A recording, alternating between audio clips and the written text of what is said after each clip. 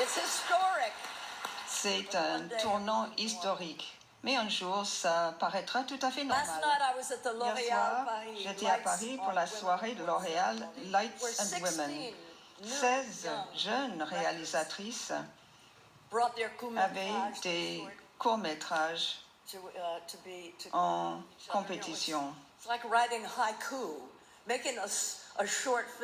Il faut beaucoup de talent pour faire un bon court-métrage. Quelle superbe manière de faire ressortir de nouvelles réalisatrices. Je suis fière de L'Oréal.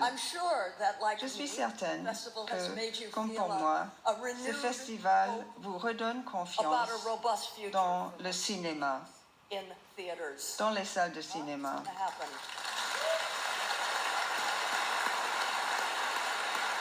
And so let me salute directeur général Thierry Frémaux, remercier donc le directeur général Thierry Frémaux et la présidente Iris Knobloch pour ce festival remarquable et je félicite tous les réalisateurs représentés ici. Et maintenant, Chiara, qui a gagné la Palme d'Or? So, the Palme d'Or 2023 goes to Yastin Trier.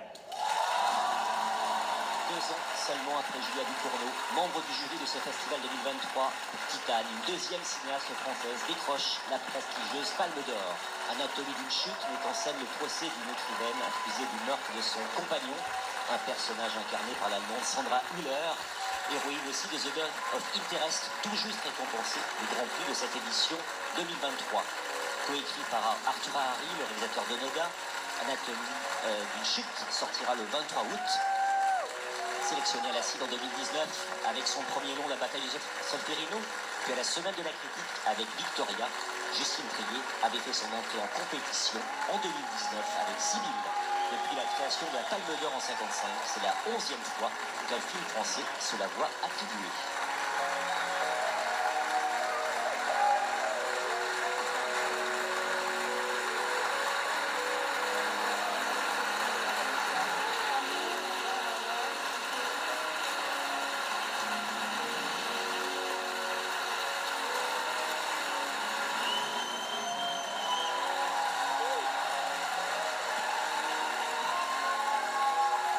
Please, come on, Sandra. Vous pouvez venir, les acteurs, les producteurs, merci.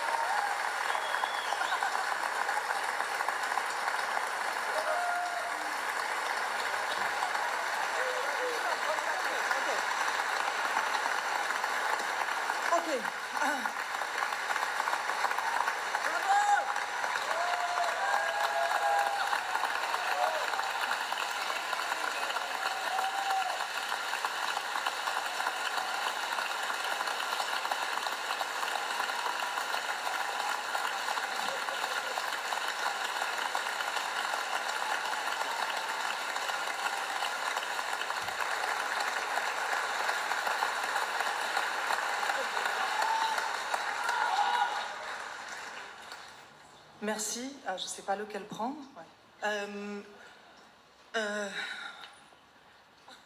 Merci. Je veux remercier d'abord en premier Arthur Harari, qui s'est laissé kidnapper pendant 3 ans. C'est pas un scénariste, c'est un cinéaste et je l'ai kidnappé. Enfin, il s'est laissé kidnapper. Hein. Et on a écrit ce film ensemble et c'est voilà, je peux pas ne pas penser à lui au tout début. Je veux évidemment remercier Sandra Hüller qui m'a fait fantasmer ce film.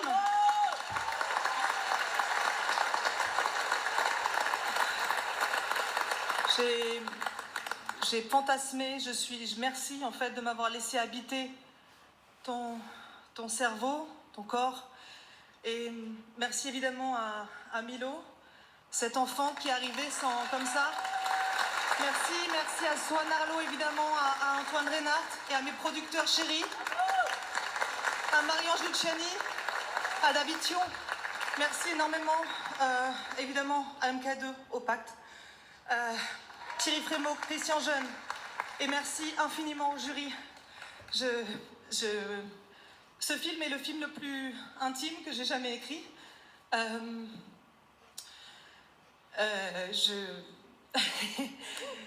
Je pensais pas avoir ça, donc forcément je pensais switcher très vite sur autre chose.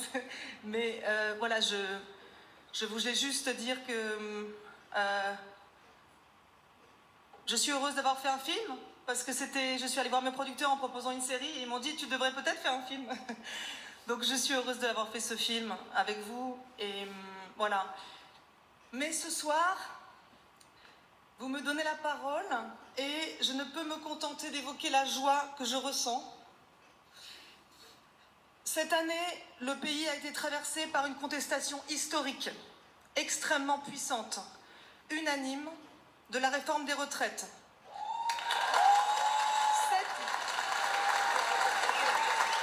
Cette contestation a été niée et réprimée de façon choquante.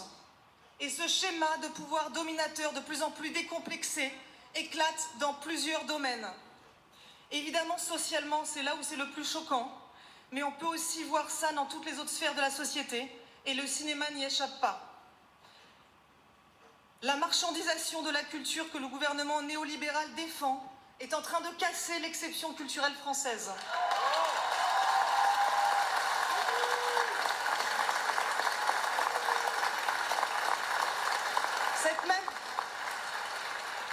Cette même exception culturelle sans laquelle je ne serais pas là aujourd'hui devant vous.